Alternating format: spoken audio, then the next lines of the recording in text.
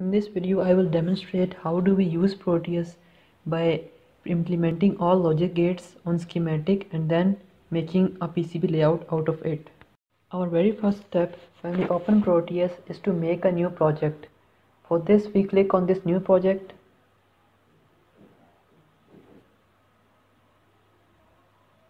Then a window will appear where we will give it the required name.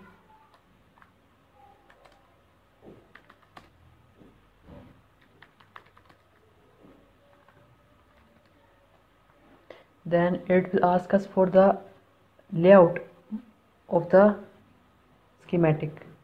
I have selected landscape and the page size is A3. I will click on next and then we require our PCB layout.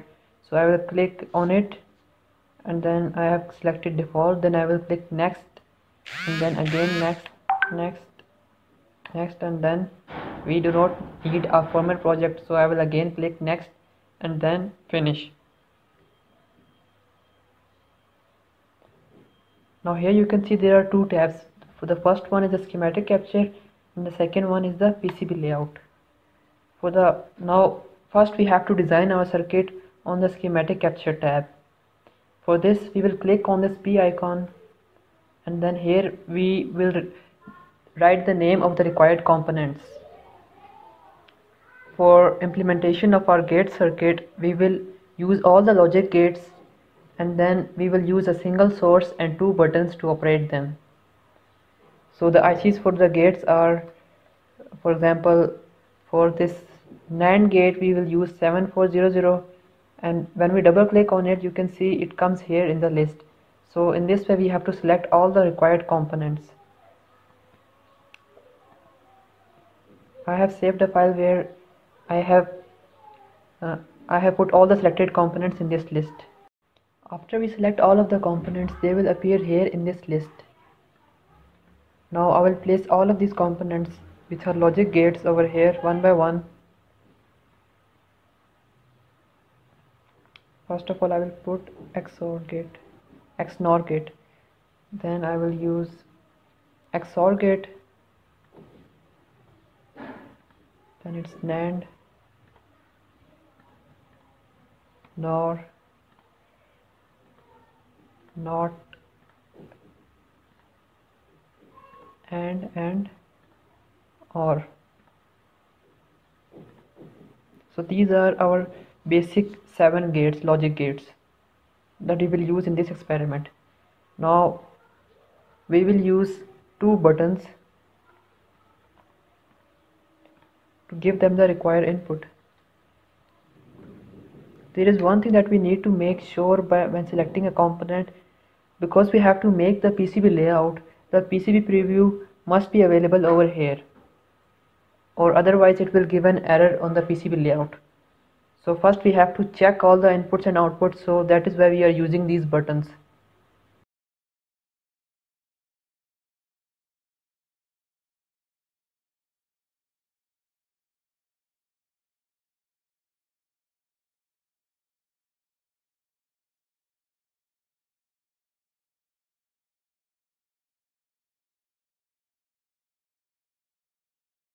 Now we will connect LEDs at the output.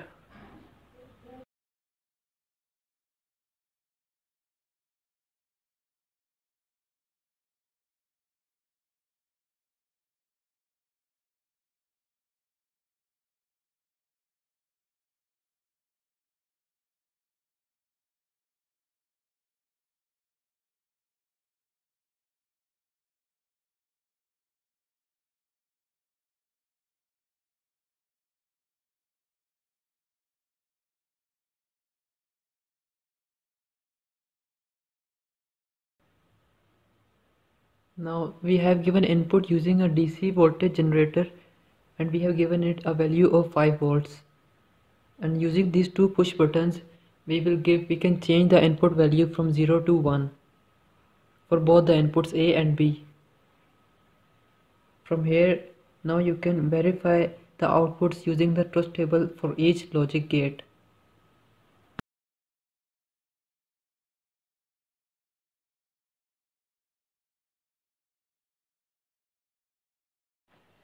Now we have verified all the outputs by playing the simulation. Now we will move on to the next step, where we have to replace the components that do not have a PCB layout. The two buttons and also the LED that we have used do not have a PCB layout. The input DC voltage that we applied also does not have a PCB layout. So we are using a connector at that point.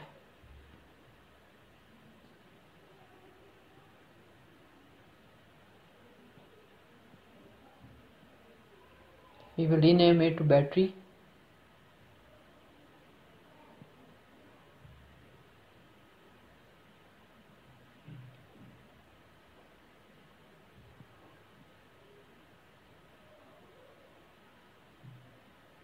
And now we will replace the push buttons also with connectors.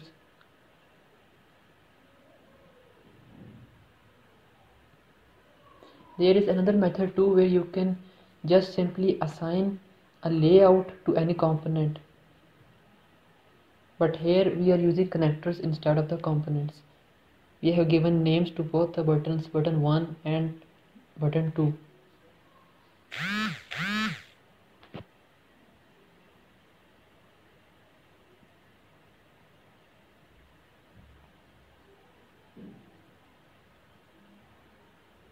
Now here as you can see, the blue LED does not have a PCB package, so we have to replace the LEDs too. We will replace all the LEDs one by one with connectors.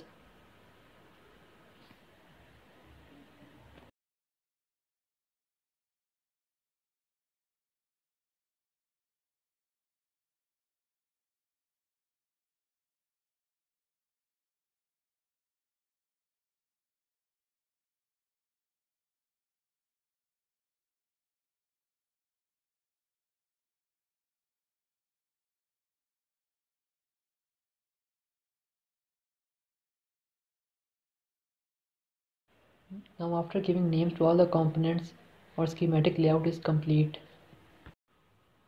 Now our next step is to make the PCB layout. For this, first we have to select a rectangle, and then we need to make a board edge that you can see here is the yellow rectangle. After that, we will select all the components. These are the ICs that we have used in the schematic capture, but over there they were shown as gates. Now first we have to place all the components inside this board edge. For this, first we have used these 7 ICs, and then we will connect the LEDs.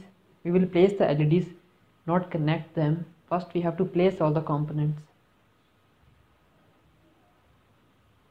The green lines, as you can see, tell us where we have to connect these components.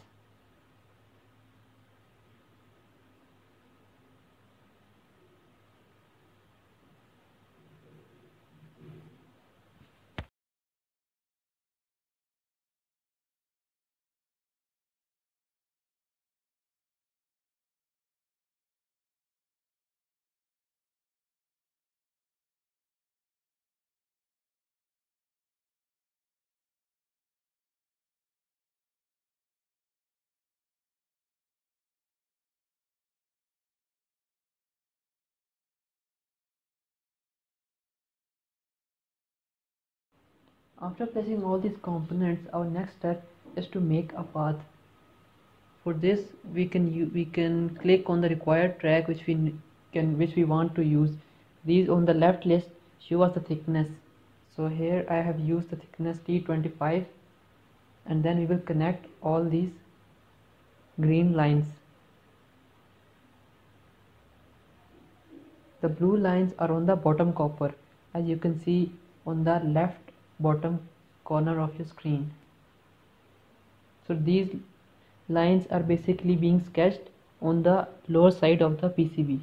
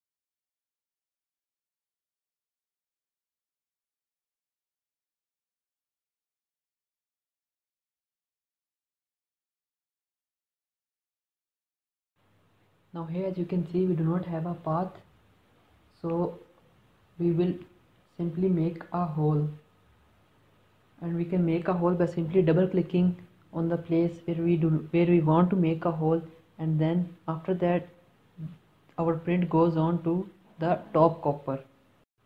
The holes are basically very small to be drilled, so to widen it we will basically use this drill option and then place the circle where we want to drill.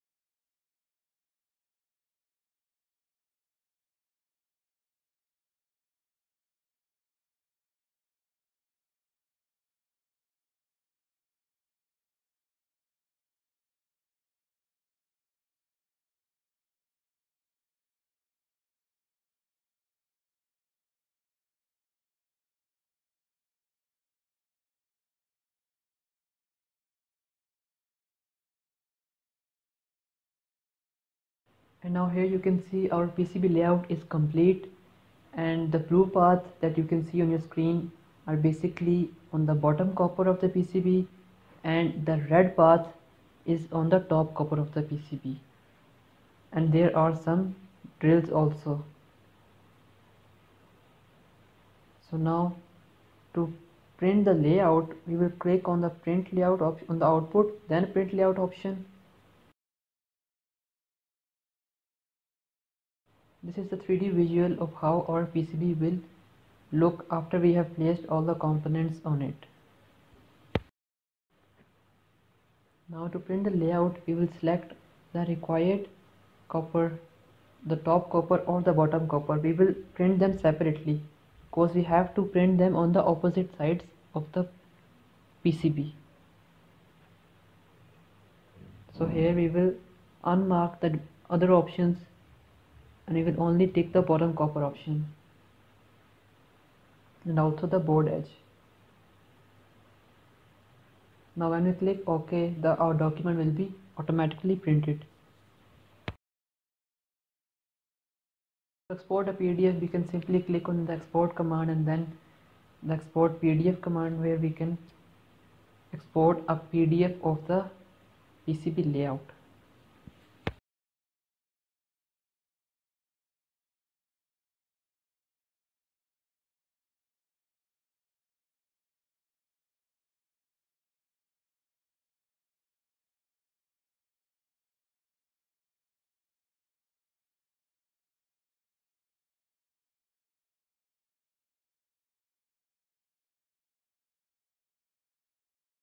You see is basically the top copper layout which we have to print on the PCB.